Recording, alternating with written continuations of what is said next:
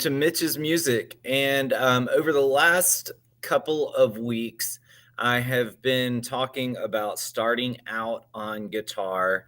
And the very first thing I did was I talked about the notes on the guitar, and I talked about whole steps and half steps.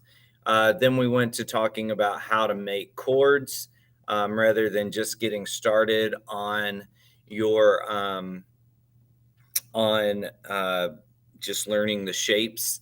Then last week I started going through key by key, and I'm only doing the keys with open chords, and I've got one more after this week that I'm going to do that will kind of wrap up what I would call the easy keys. Now there are other keys with open chords, but they get to be slightly more tricky than the keys that I'm doing over these next couple of weeks. Today, I'm going to do the key of G, and the G is one of the keys because of the chords that it has in it, and the fact that the majority of them are open.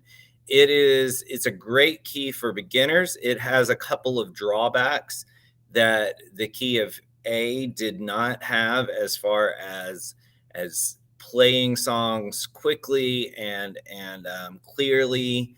So it has a couple of chords that I know from experience beginners find tricky. But if you master this key using a capo, you can play just about anything that you would like without playing very many bar chords in this key, because a lot of its minor chords are open chords, and I'll show you what I mean in a second.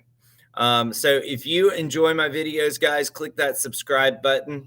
And I am doing these beginner videos once a week, and I am trying to release songs related to the videos. So last week I did the key of A, and so I released Three Little Birds. This week I'm gonna, in that vein, going to release Hound Dog, which is in the key of C, but I'm showing you how to play that with a capo. So I'm going to do something similar to that with this key. And the other thing I'm going to do is, if you do check out these songs on my website, I am going to put in a search bar and tag all of my songs so that you can search for the key.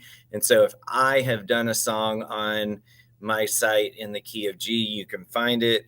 Key of A, so just type in key of A and you should be able to find it. That's a work in progress, so it's not quite ready yet, but I'm hoping to have my site searchable by key very soon. And also what I'm going to start adding is if you have a favorite key that you like to play in and you're still struggling with bar chords and things like that, I'm going to add in how to play these keys, these songs with a capo. And if you would like to get a head start on that, I have a capo video live stream that I did a couple of months ago, so check that out as well. So let's get started with this this key. So we talked about before, the main major chords, the only major chords in a major key, are the 1, 4, and 5 chord. And so most songs are going to use those chords the majority of the time. And so in these videos, I tried to pick some songs that used those particular chords exclusively, because in other keys, when you go to the minor chords, then you get into bar chords and some things that are slightly trickier for beginners.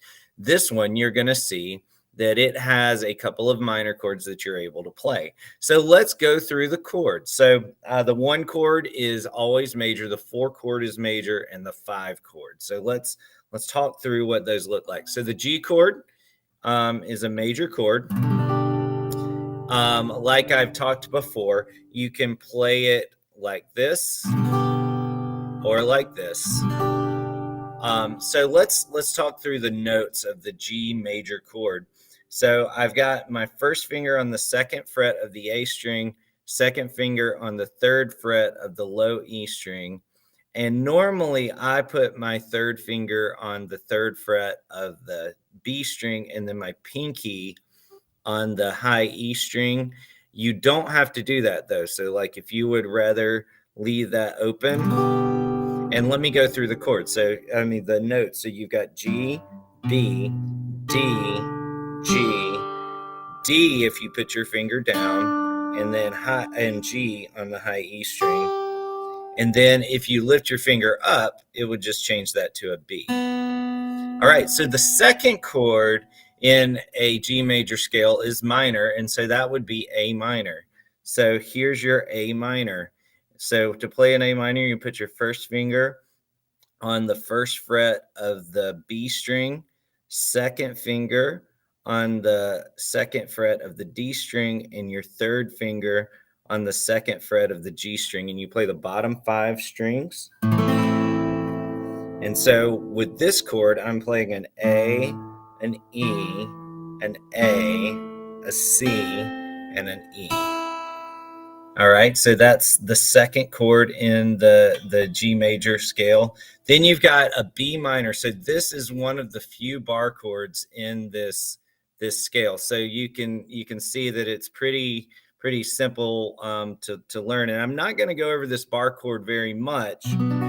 So if you do struggle with bar chords, one thing that you could do to kind of skip it for now is you are going to use this position. So what you could do is just play that second fret until you're able to get the bar down and play the whole thing. Now I will go over bar chords a little bit later, so I'm going to skip the actual fingering of that chord for right now.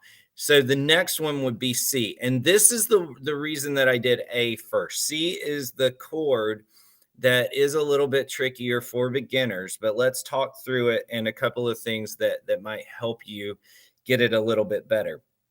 So your first finger is on the B string on the first fret. Your second finger is on the D string on the second fret, and your third finger is on the A string third fret. And so you play the bottom 5 strings. Now, one thing that happens for beginners is their fingers tend to like kind of bend back like this. So you want to fight to keep this joint pushed forward, and that's going to keep the all of the strings clear. So as you're playing through, you might notice that the first couple of times it sounds like this. But a lot of times what's happening is one of your fingers is touching another string. So you want to try to lean your fingers forward a little bit to get them off of there. Now, an easier way to play this one that's going to add some notes that aren't actually in the chord. So you've got your G right here. You could also play a version of a C by just moving these 2 fingers here. And so a lot of songs like Sweet Home Alabama use that chord. A lot of 3 a.m. by can't remember the band, Matchbox 20. They're using those chords. So you can use that C, and that might be an easier transition, less of a stretch. But I would suggest working on this one to eventually get to it. But I totally understand if you're not ready for that yet. This is an easy way to change that and gradually build into that C chord. So we got G, A minor, B minor, C. Then the next one is D. D was in the key of A as well. So you've got D, first finger on the G string, and then second finger on the high E, third finger on the third fret of the B, and you play the bottom 4 strings. And so with this one, I'm playing a D, an A, a D, and an F sharp, and that makes a D major chord. All right, and then the final one that is not a bar chord, and the final most usable one for us is the E minor chord. So it's another one that is open, and so that's one of the reasons that this is one of my easy keys to play. And that's a way that you can move this around and play songs in several different keys. So here is the E minor chord. It's an E, and then I've got my second finger on the second fret of the A string, second or third finger on the second fret of the D string, and then I play all the strings. Now, you don't have to play it like this. The reason a lot of people will do something like this, and that's fine as long as you're able to change to the other chords. The reason I do it like this is it makes it easier to change to an A minor if I need it. I can go to an A major or E major easily. I can just do a lot more with my fingers like this. So this is the way I would suggest playing it. All right, so let's talk about what you can do with this. So first of all, Sweet Home Alabama. I'm gonna release a couple of songs over the coming weeks, so be looking for that. I'm gonna go back through my website and find the songs in the key of G so that I can start making a list. There's just so many songs in this key that it's not like some of the other keys where I don't know, for some reason artists stay away from it. There's so many songs in this key that to just list them all out, it's going to be a long list. And so that's more than I wanted to do in this video, but I did want to get you started on it. And the last thing I wanted to do was to talk about how you can use this to put a capo on and play just about any song you want. So say that you have a song in another key that has a couple of chords that like if you switched it to a G major, then you could play it in all open chords or whatever. So this E minor being open is one of the main chords. It's the sixth note of the scale. It's the sixth chord in the key, and a lot of songs will use the 1 chord, the 4 chord, the 5 chord, and they'll throw in the 6 chord. And that's where you have to use those bar chords a lot of times. And this one gives you the option to use it open. So let me talk through what it would look like. So if you're in the key of G right here, if you put a capo on the first fret, then you could play any song in the A flat range with a capo on the first fret and playing in the key of G. If you put it on the second fret, then that's any song in the key of A playing G chords. If you put it on the third fret, that's any song in the key of B flat playing the G chord. If you put it on the fourth fret, or I think I said fourth fret here, third fret, this is B flat. Fourth fret, it would be any song in the key of B.